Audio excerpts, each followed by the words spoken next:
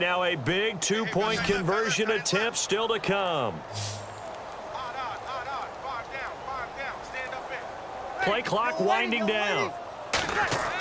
Breeze is going to throw, and he's going to go down. Can't get rid of it, so a sack on a two-point try. So the defense gets the stop. I know it's situation to situation, but who has more pressure there, offense or defense, when they go for two? I truly believe it's the defense has more pressure because the offense has an entire playbook wide open from the 2-yard line. You can run it, you can throw it. So defensively, I think most teams are going to be aggressive and force the issue and try and bring pressure. Jonathan Stewart now gearing up to go on offense as he takes the field. And the numbers show the improvement, and this is kind of what we thought we would expect to see from him. I know we overanalyze these things sometimes, but what switch? What's flipped that switch? Sometimes I think when you're as great as he is, you just kind of roll out each game and expect good things to happen. And that's not always the case. Those guys on the other side of the ball, they're the NFL too. And is this intercepted? It is. It's intercepted. Picked off by the safety, Jarris Byrd. And a big turnover there as his guys will get the football back. And, Brandon, this is a real nice job defensively of getting inside a quarterback's head and figuring out, okay, where's he going with the football? Because you can make an educated guess defensively. Not all the time, but sometimes. And when you're right, you've got a decent chance of coming away with the football. Out onto the field comes New Orleans.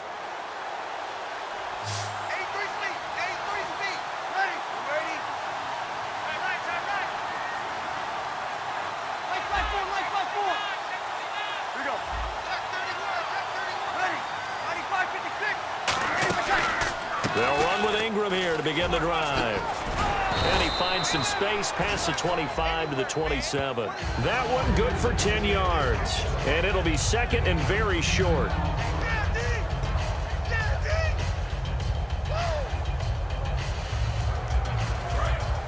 And on the outside, they're playing press coverage.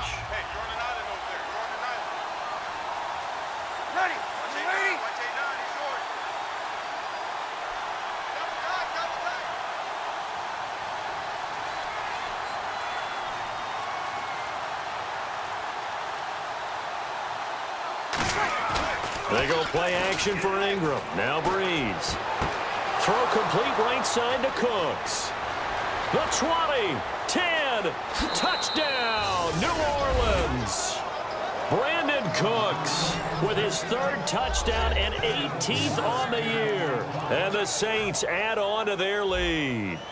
And this is obviously quite a performance. And most of the time when we talk about someone putting a team on their back, I think we're talking about a guy who runs the football. In this case, it's a guy out wide catching it, and he's done exactly that, truly leading his team right now towards victory. 3 touchdown catches. He's been the headliner.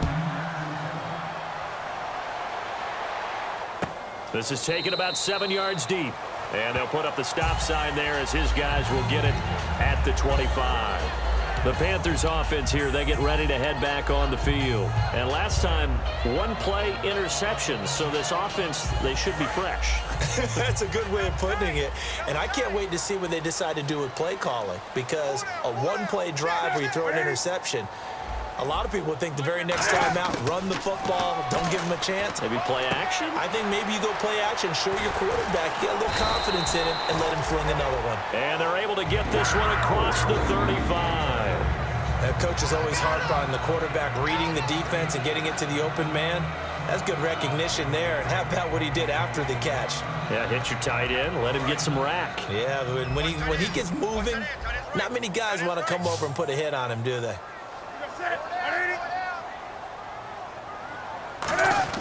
On first down, it's Newton. Now he'll dump it underneath to his running back, complete. They showed off a nice juke of the defender before the next wave could bring him down.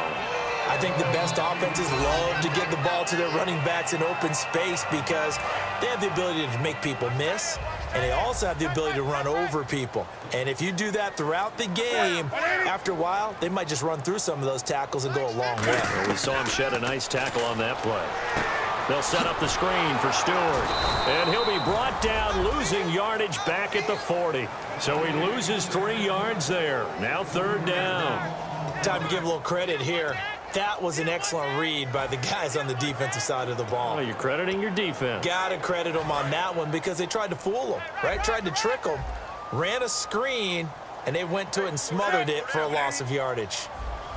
On third down, Jonathan Stewart. And he'll push this forward only to about the 42-yard line. Give him a couple on the run as it brings up a fourth down. Here's Andy Lee now as he's on to punt for Carolina.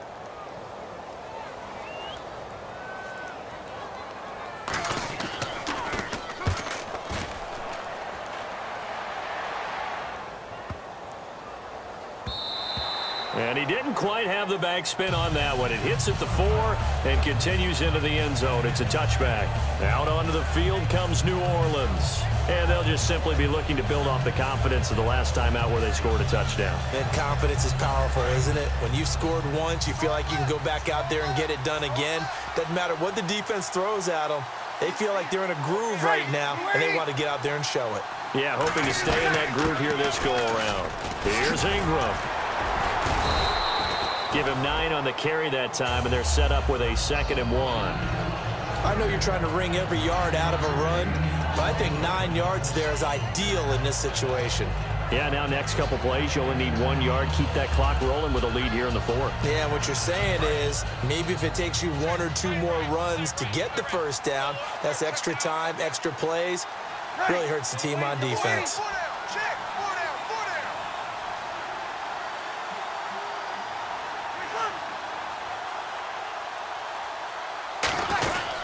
They'll run it here. This is their fullback getting the carry. And they'll take him down at the 31-yard line. Only a gain of a yard, but that's all they needed, as that's going to move the chains. Let's face it, you always want a team full of guys who can get you first downs and big plays of all styles, but you've got to have a big man you can just turn and hand it to, and he can be dependable in picking up first downs.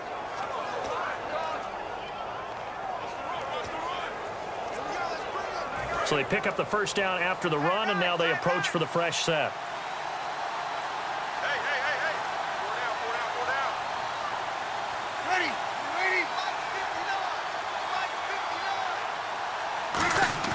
Now a play fake here on first down. And the tip there altered the ball flight, and it falls incomplete. It'll be 2nd down. I think the defenders have to feel pretty good. Even though the ball was tipped in the air and could have become a big play for the offense, they actually won one because the guy flinging it today, he's having quite the performance. Couple of touchdown passes, almost threw his first interception, but he's throwing it so well, I think Lady Luck is on his side. They run with Spiller. Call it about a gain of 3, and they'll be looking at a 3rd and 7 coming up.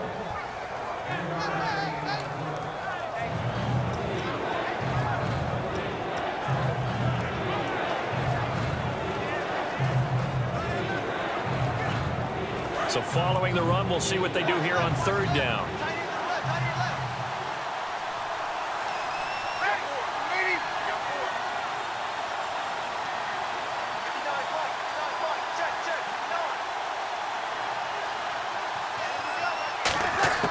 Now Breeze on 3rd down. Oh, there's that man again. It's complete. 18 yards there and a first down.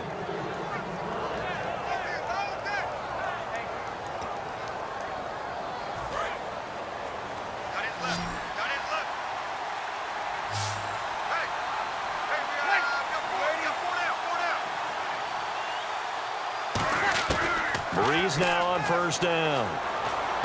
Caught right side at Snead. And he's brought down. Give him 12 yards on that one. It earns him a fresh set of downs. And defensively, they just don't seem to have much of an answer for this passing game. Not at all. Look at the confidence that's exhibited here. With that type of a lead, clock on their side, instead of running it, they're still throwing it, trying to pick up first downs and keeping the football. Time for a break. We'll come back to wrap this one up after this. So it's Saints football as we get you reset. And they have just about put this one on ice as they've got it here, 1st and 10.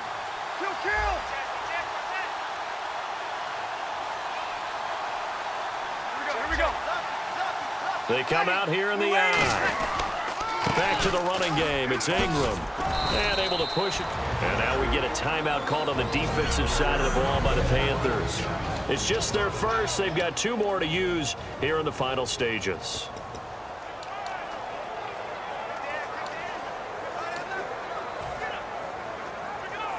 Offense walks to the line for play number 7 of the drive.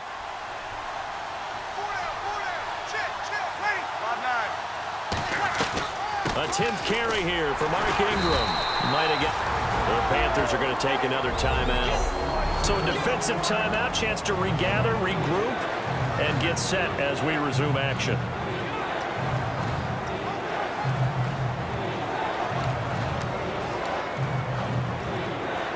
They're trying to keep the drive going. This will be play number 8. It's 3rd and 2.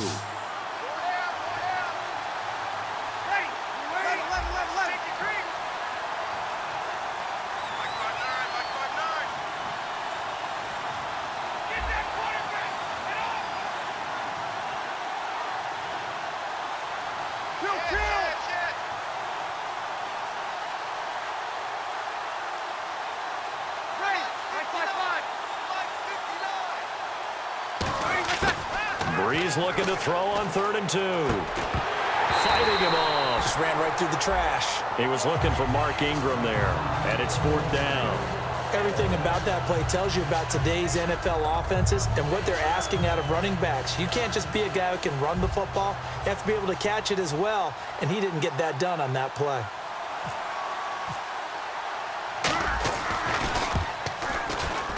And this one is no good. He missed it. And this score will stay right where it is. The Panthers and Cam Newton getting set to go again here on offense. And right now, probably just one thing in his mind. It's getting back to the hot start because he's really faded. And ordinarily when that happens, the quarterback, as you know, is usually the leader of the squad. Now there's probably a silent camaraderie that comes about him saying, hey, guess what? We got you. Don't worry about it. Let's go, big fella. Because they know more times than not, he tends to pick things up, and they tend to play well. It'll be a pickup of just 2, and it's a 2nd down. Short play like that in this situation this late, that's a win for the defense. No doubt. I remember something Coach Madden used to talk about all the time. Sometimes you can't just take what the defense gives you. You have to take what you need. And in this case, the offense is taking what the defense is giving them, not what they need. To throw on 2nd down is Newton. And Dixon over the middle. And he's brought down. They give him 17 yards that time as that'll move the chains. And quickly they get to the line. And he is enjoying another fine performance just like a week ago. I mean, let's be honest. When he's playing like this, it creates a lot of matchup nightmares. And it really does because it creates a ton of headaches. You tried to design so many coverage for a guy like this, but truthfully, he should have an answer to anything that's thrown at him. If you throw a linebacker at him, he should have speed and agility on his side. If you throw a defensive back against him, he should have size on his side. So no matter what you throw at him, he should have the final answer. And in his last 2 games, he has. Oh, boy, has he ever. Draw play, Newton to Stewart. And he'll do a nice job here just to fight his way back to the line of scrimmage. No gain on the play there, so they're left with a 3rd down and 6. Throwing on 3rd down, Newton. It's complete right side to Benjamin. It's a 6-yard pickup, but still a few chain links short, it appears, with 4th down coming up. And that looked like some pretty easy yardage there right up the gut. And he's a guy that has some height to him. So when you don't have to drop a shoulder or create or get through contact or trash, it makes it a lot easier to stay upright, see the field, and make a run as we just saw there.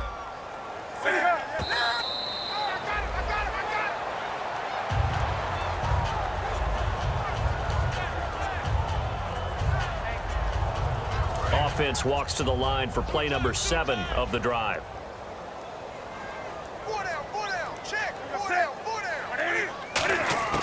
To the air again, Newton. And he's got his favorite target yet again. It's complete. 7 yards on the play. And just like that, it's 3rd down. Looking to speed things up here, going with some tempo. Newton on 3rd down. Completes it to Dixon. And he's going to have a 1st down here as he gets this one to the 17-yard line. Now hold everything here. We're going to get a timeout by the offense. That'll be their third and final stoppage here as we step aside.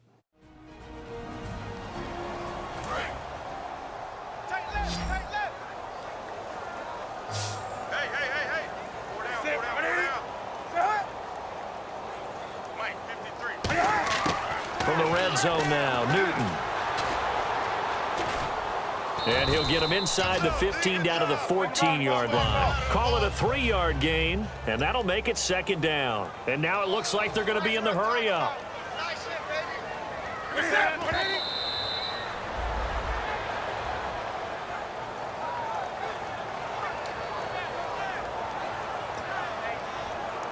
And barring something unforeseen, this will be the last play of the game.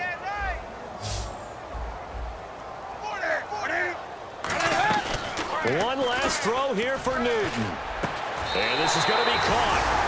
So it affects the final score, not the outcome, but it is a late touchdown here on the game's final play. And he's a little bit on the shorter side as a receiver. Maybe sometimes for the defense, tough to find the little guys, right? Yeah, sometimes they get lost in the traffic, but usually what it means is that rather than just winning with height or even speed,